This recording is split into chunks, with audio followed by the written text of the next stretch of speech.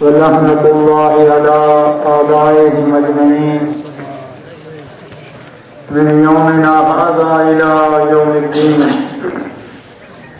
أما بعد، قال النبي صلى الله عليه وآله وسلم: من أحب عليا فقد أحبني، فمن أحبني فقد أحب الله. صلوات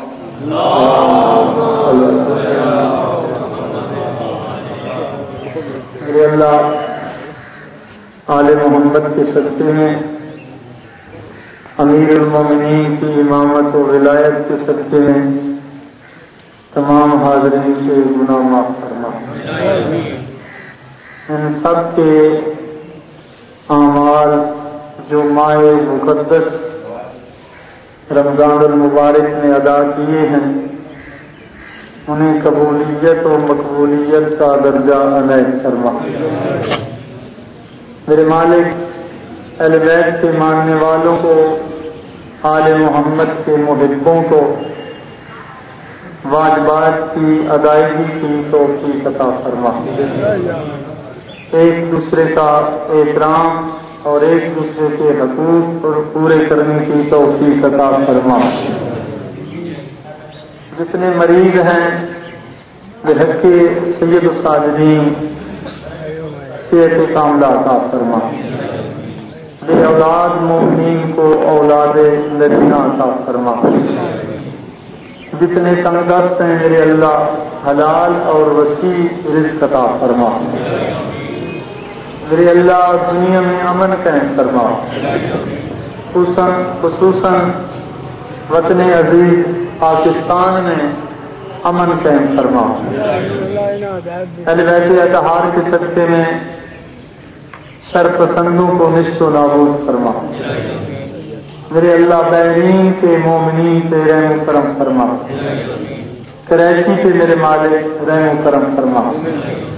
جن لوگوں نے دعا کے لیے التماس کی ہے، آل محمد کی عزت کے صدقے میں ان کی دعائیں مستجاب فرما. میرے اللہ ایران مستضعفین کی مدد کر رہا ہے، انقلاب ایران کو تحقیق سے ہمیں قیامت باقی فرما.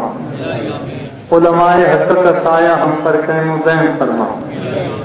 وارث رسول فرزند بطون سجل ظہور فرما. آواز بلند صلوات.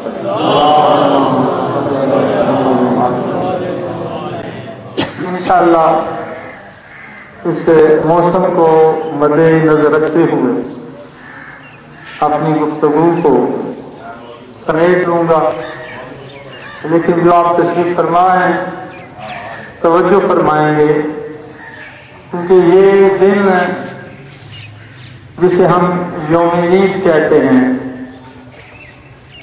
یہ ہر شخص کے لیے عید نہیں ہے. توجہ ہے، عید اس شخص کے لیے ہے کہ جو یہ سمجھتا ہے کہ جو میں نے عمل کیا ہے وہ اللہ کی بارگاہ میں مقبول ہے. تو آپ جتنا میرے ساتھ بولیں گے انشاءاللہ جلدی یعنی منٹوں میں ایک آدھ بات کر کے، کیونکہ پیغمبر اسلام کا یہ ارشاد بھی ہے کہ اپنی مجالس کو زینت دو میرے بھائی علی ابن ابی طالب کے ذکر سے. توجہ ہے. اب اگر گرمی ہے تو اس میں میرا کوئی قصور نہیں. ہاں جی، میں نے تو مشورہ پہلے دن سے دیا کہ آپ فجر کی نماز کے بعد مت سوئیں، تیاری کر کے آ جائیں، طلوع کے فوراً بعد نماز ہو جائے. تو اب آپ نے عمل نہیں کیا تو اس میں میرا کوئی قصور نہیں ہے. تو توجہ فرمائیں گے. سب سے پہلے ایک اصلاحی بات جو ضروری ہے جوانوں کے لیے وہ، اور ایک جملہ مولا کی عظمت میں، تو پھر انشاءاللہ بہت ہی جلدی نماز ہوگی. جتنے ہیں بآواز بلند صلوات پڑھیں.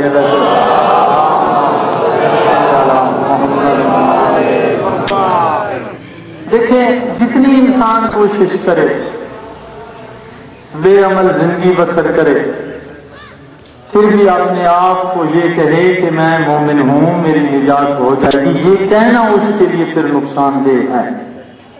یعنی یہ ایسے ہے کہ کوئی چوری کرے اور پھر کہے کہ میں نے نہیں کی، اس کے اس بات کو کہنے سے وہ چور ہونے سے خارج نہیں ہو سکتا. ٹھیک ہے نا؟ ابھی کسی کا وضو باطل ہے تو کہیں میرا وضو صحیح ہے، تو کہنے سے صحیح نہیں ہوگا. اگر کوئی ارتکاب جرم کرتا ہے، گناہ کرتا ہے، تو اگر اس نے گناہ کیا ہے اور کہے کہ میرا گناہ نہیں ہے تو وہ خوش فہمی میں مبتلا ہے. اسے چاہیے کہ اپنی اصلاح کرے. اور یہ جو دن ہے عید کا، یہ یوم عہد ہے. آپ اللہ اور اہل بیت سے عہد کریں کہ ہم نے اس پاکیزہ مہینے کو بڑے احتیاط سے، بڑی مشکل سے، بڑی محنت سے یہاں تک پہنچایا ہے. اے بار الہ آگے بھی ہمیں نیک توفیق دینا اور ہمیں شیطان کے شر سے محفوظ رکھنا. توجہ ہے نا آپ کی؟ پھر بھی صلوات پڑھیں اہل بیت عطا.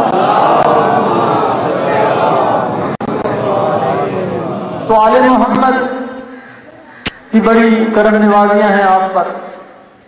آل محمد آپ کے لیے ایک نعمت عظمیٰ ہے. وہ خوش بخت ہیں جو آل محمد کی ولا رکھتے ہیں. وہ خوش نصیب ہیں جنہوں نے آل محمد کو اپنا ہادی مان لیا ہے. اب جن لوگوں نے ان کو مانا ہے ان کا ہوگا عمل صحیح. توجہ ہے؟ تو اب عمل تو صحیح ہوگا، لیکن صحیح ماننے والا عمل کرے گا تب عمل صحیح ہوگا. توجہ ہے؟ اب جو اہل بیت کو نہیں مانتا، میں نہیں اللہ اور رسول کہہ رہے ہیں کہ اس کا عمل قبول نہیں ہے. جو محبت اہل بیت نہیں رکھتا ان کے اعمال رہگاں جائیں گے، ان کے اعمال حذف کر لیے جائیں گے، ان کے اعمال کو درجہ قبولیت نصیب نہیں ہوگا. تو اب جس نے اہل بیت کو تسلیم نہیں کیا اس کے اعمال کو اللہ نے قبول نہیں کیا. یہ کلیہ بن گیا. جس نے اہل بیت کو قبول نہیں کیا، تسلیم نہیں کیا، اس کے اعمال کو اللہ نے مردود کر دیا، اس کے اعمال کو رد کر دیا. تو اب اس کا فریضہ بنتا ہے جس نے آل محمد کو مان لیا، جس نے اپنا سارا اہل بیت کے دروازے پہ جھکایا ہے. اس کا فریضہ کیا بنتا ہے؟ وہ جستجو کرے، اپنے آپ کو سمجھے، اپنے آپ کو کر کے میں کیا ہوں. جب اسے یہ علم ہو جائے کہ میں وہ ہوں کہ جس کا عمل قبول ہوگا، توجہ ہے، تو کون سا شخص ہوگا؟ جو اہل بیت کو مانتا ہوگا، اس کا عمل قبول ہوگا. تو کتنی دکھ کی بات ہے کہ وہ عمل تو کرے جو علی کو مانے اور وہ عمل نہ کرے جو علی کو مان لے. اس بات پہ غور کریں، اس بات کو سمجھنا ہے کہ ہمارا عمل قبول. اور پھر دیکھیں انعام کتنا ہے. آپ نے ایک رمضان میں ایک رکعت پڑھی، اللہ نے اعلان کر دیا خیر من الف شہر، یہ ایک رکعت 1000 رکعت سے بہتر ہے. سمجھے ہے؟ تو اب کب بہتر ہوگی؟ بہتر اس کی ہے کائنات کے بنائے ہوئے اماموں سے جس کا امام علی بہتر ہے.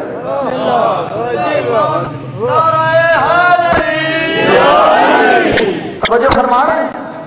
تو اب اس اپنے عمل کو بہتر بنانے کے لیے، قبولیت کا درجہ ادا کرنے کے لیے عمل کرنا پڑے. تو یاد رکھیں دنیا کی جتنی بے چینیاں ہیں، جتنی پریشانیاں ہیں، دنیا میں جتنی آپ کو مصیبتیں نظر آ رہی ہیں، ان کا حل یہ نہیں ہے کہ ہم صرف پریشان ہوں اور بس زیادہ سے زیادہ اتنی دعا کر دیں کہ مولا کا ظہور ہو جائے.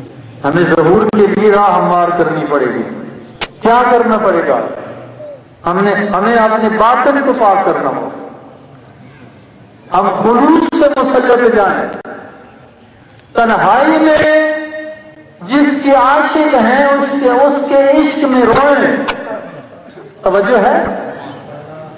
تو عشق حقیقی کیا ہے؟ اہل بیت کا عشق ہے، آل محمد کی حقیقی محبت ہے.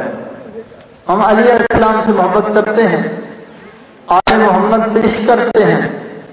کتنے ظلم کی بات ہے کہ 12ویں آقا جو ہیں موجود ہیں، پردے غیب سے سامنے نہیں آتے. کیوں نہیں آتے؟ اس کا سبب کیا؟ توجہ ہے آپ کو؟ اس لیے نہیں آتے